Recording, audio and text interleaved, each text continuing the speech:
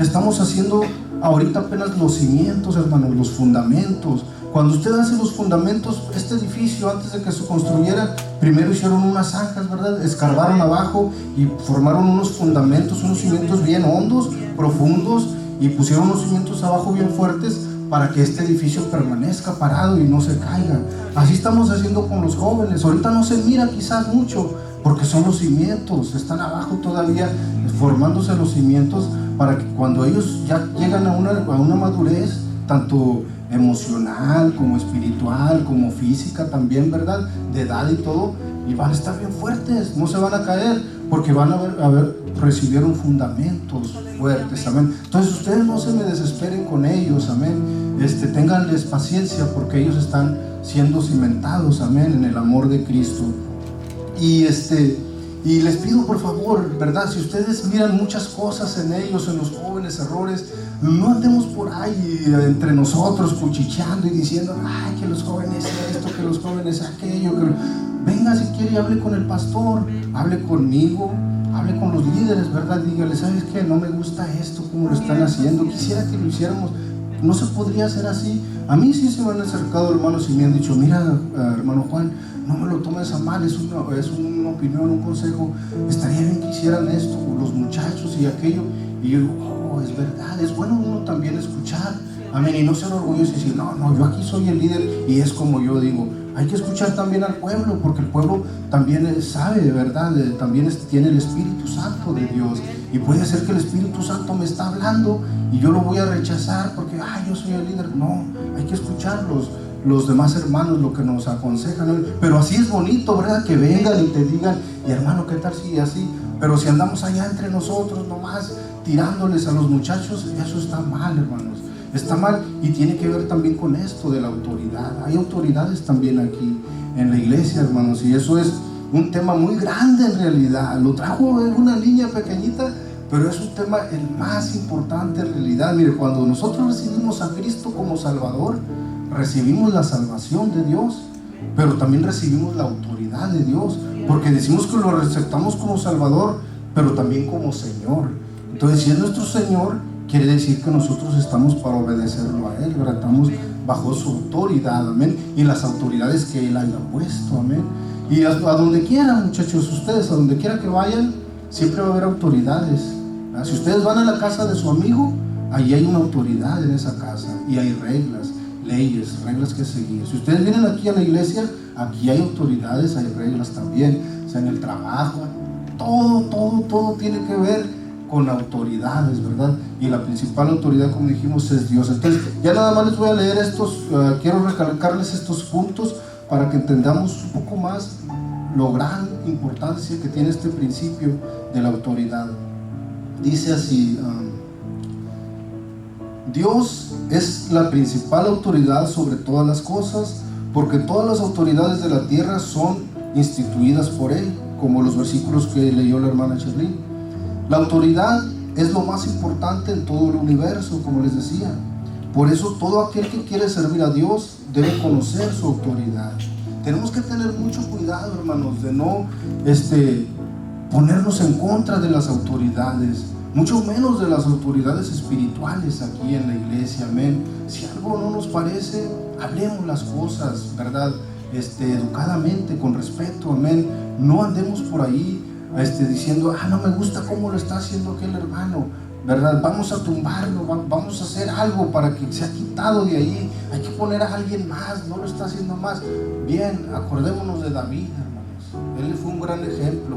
Él sabía que no lo estaba haciendo bien el rey Saúl, pero él nunca trató de él meterse, ¿verdad? De quitarlo. Dijo, no, Dios, esa autoridad fue puesta por Jehová, no voy a hacer que yo me esté metiendo contra Jehová. Y entró temor en él, ¿verdad? Entonces hay que tener mucho cuidado con eso, ¿no? Tampoco es para que nos asustemos y digamos, el pastor puede hacer con nosotros lo que quiere porque él es la autoridad. No, todo siempre lo vamos a analizar a la luz de la palabra, ¿verdad? Por eso nosotros también escudriñamos por nuestra parte, porque también tenemos al Espíritu Santo y Él nos enseña, ¿amén? El querubín sobrepasó la autoridad de Dios y por eso se convirtió en Satanás, por rebelarse contra la autoridad de Dios.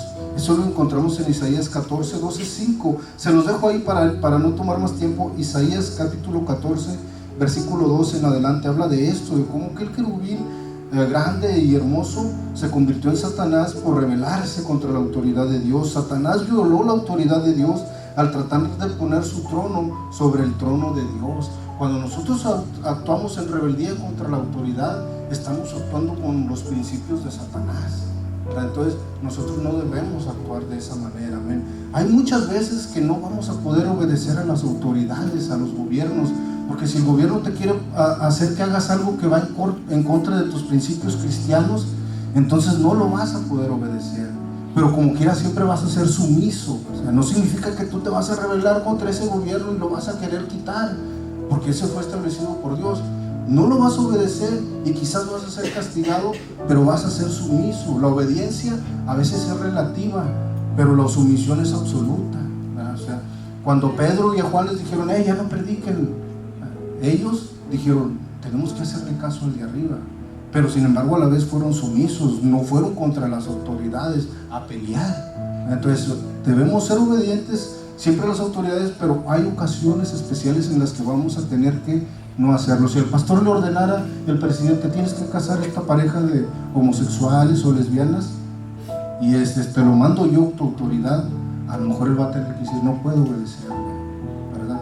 Pero va a ser sumiso a la vez, no va a pelear con ellos, ni se va a poner a discutir o a hacer algo contra él. ¿Amén? Son principios bien profundos en realidad, hermanos. Esto del cristianismo, si nosotros llegamos a entender lo que significa la autoridad y la obediencia a la autoridad, vamos a poder servir a Dios mejor, amén.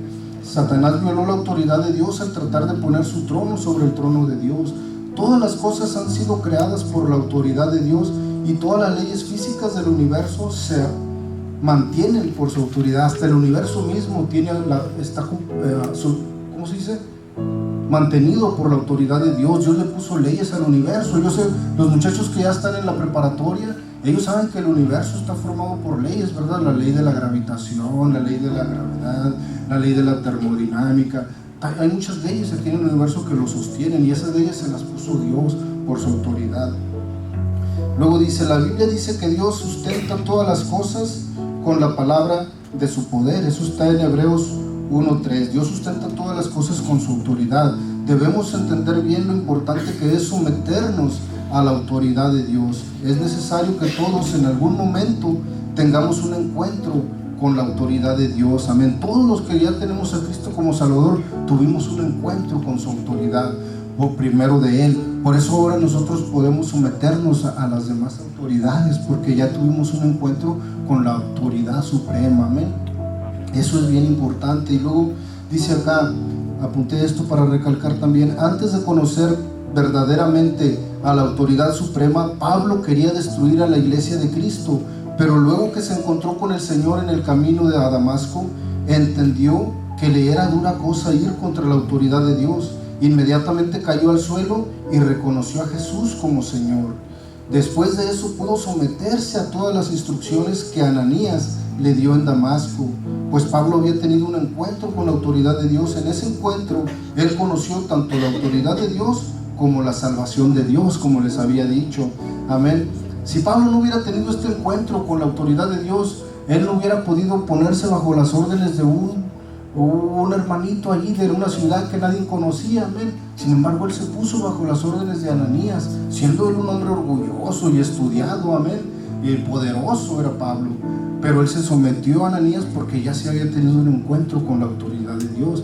Es necesario que todos nosotros tengamos siempre un encuentro con la autoridad. Nosotros ya lo tuvimos, y si hay algún hermano que es orgulloso y que no se quiere someter a las autoridades de la iglesia, un día va a tener que tener un encuentro con la autoridad de Dios para que pueda volverse humilde y poderse someter. Amén. Gloria a Dios por eso.